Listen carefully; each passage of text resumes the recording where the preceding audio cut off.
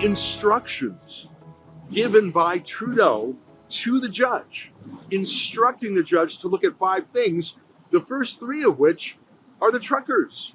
He wants this commission of inquiry to put the truckers on trial. Now, the truckers are on trial.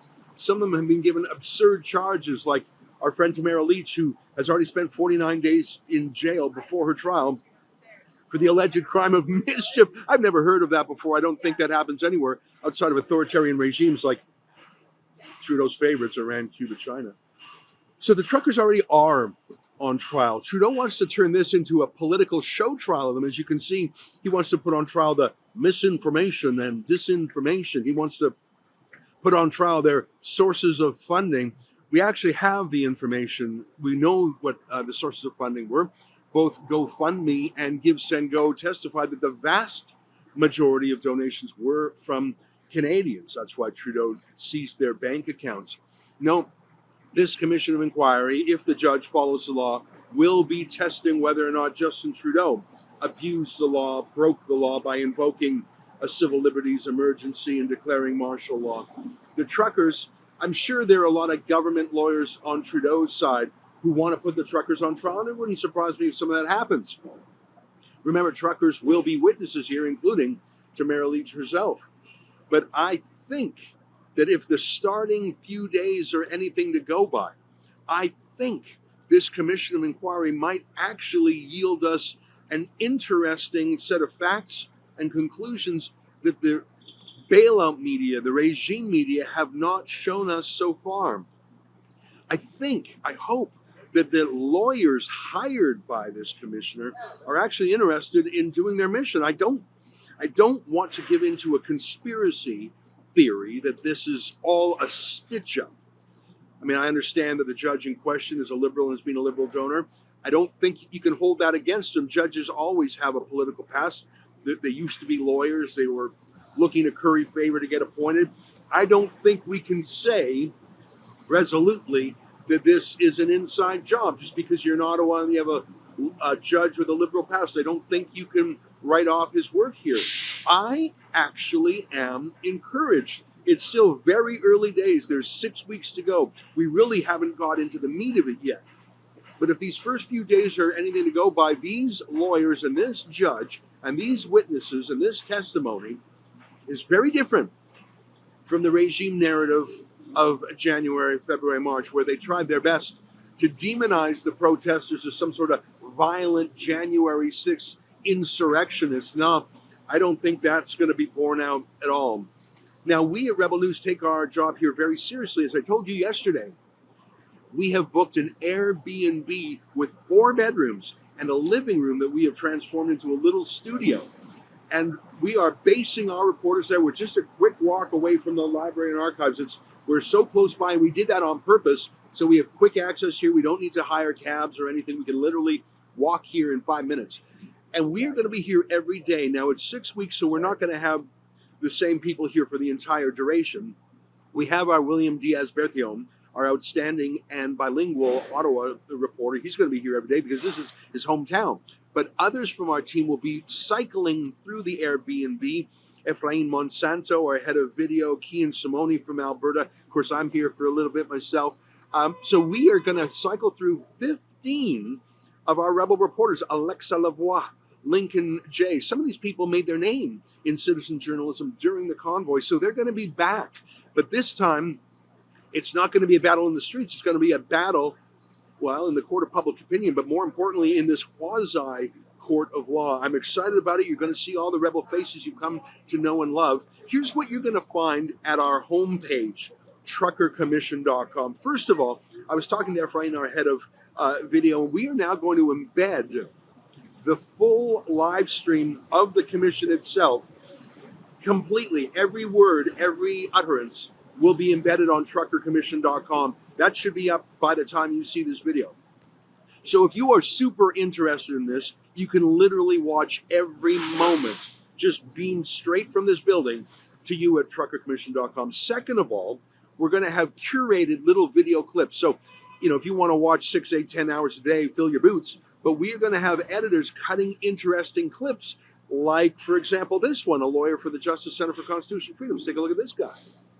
Good morning. My name is Brendan Miller of Foster LLP, and I am counsel to Freedom Corp, which is an organization that represents the protesters of which attended Ottawa in January and February of 2022. My colleague, Ms. Beth Sheba Vandenberg of Foster LLP, is my co-counsel on this matter, as well as the solicitors of record, both Mr. Keith Wilson, King's Counsel, as well as Ms. Eva Chipiuk, who is counsel to the convoy. With respect to sort of everyone's given an overview of the theory of their case, it is our view that there was no justification whatsoever to invoke the Emergencies Act. The Emergencies Act requires several things. One, it could be invoked due to espionage and sabotage. Are you going to hear any evidence about espionage and sabotage? The answer to that is no. Two, it could be invoked on the basis of clandestine or deceptive foreign influence, or foreign influence that involves a threat to a person. Are you going to hear evidence about that? The answer to that is no. It also could be invoked on the basis of threats or use of acts of serious violence against persons or property. Are you going to hear evidence of violence against persons or property? The answer is no. Lastly, it can also be invoked if there is a group or persons trying to destroy or overthrow by violence the system of government of Canada.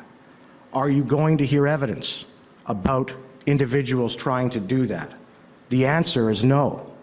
And the answer is that there was no reasonable and probable grounds to invoke the Emergencies Act, and that the government exceeded their jurisdiction, both constitutionally and legislatively, in doing so.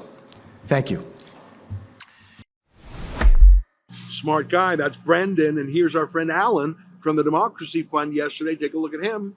My name is Alan Honor, and I am the litigation director for the Democracy Fund. The Democracy Fund is a registered charity and a civil liberties organization. As you've heard, we're sharing standing with the JCCF and with Citizens for Freedom. Our interest in this inquiry arises from our legal work. In February of 2022, we sent lawyers to Ottawa and to Windsor to provide demonstrators with legal information about their rights when protesting, as well as the limitations of those rights. Around the same time, we were granted intervener status as a friend of the court at the Superior Court of Justice in Windsor over the Ambassador Bridge injunction proceeding. Currently, we represent dozens of persons who have been criminally charged in relation to the protests at Ottawa, Windsor, and Coutts. And we represent thousands of others who have been charged under the Quarantine Act or provincial offenses related to the pandemic.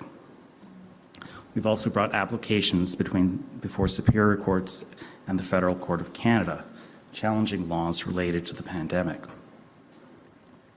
Our objective is to participate in the fact-finding process of this inquiry, particularly as it relates to uncovering the truth about why the federal government invoked a public order emergency and how they used their powers. From our perspective, the government did not meet the requisite legal grounds to invoke a public order emergency for the same reasons you heard from counsel for the Freedom Corps. It follows that the extraordinary measures the government invoked were therefore inappropriate and indeed outside their jurisdiction. Our questions and our submissions will focus on these central issues. Thank you.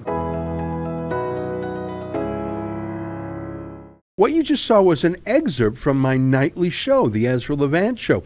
Every weekday, I do a monologue. Usually it's about half an hour. Then I interview an interesting guest, and then we read my hate mail or my fan mail, whichever is more fun. It's only available behind a paywall, though. That's how we pay our bills here at Rebel News. We don't take a dime from Justin Trudeau. But the good news is it's only $8 a month, about half the price of Netflix. And in addition to my nightly show, you also get weekly shows from 4 other friends here at Rebel News. So you're getting 36 shows a month just for $8. I think it's worth it. And even if you're not quite sure, do it anyways, because we rely on viewers like you to keep us free and independent. I promise you I'll never take a dime from Trudeau. Just go to rebelnewsplus.com and click subscribe. Thanks.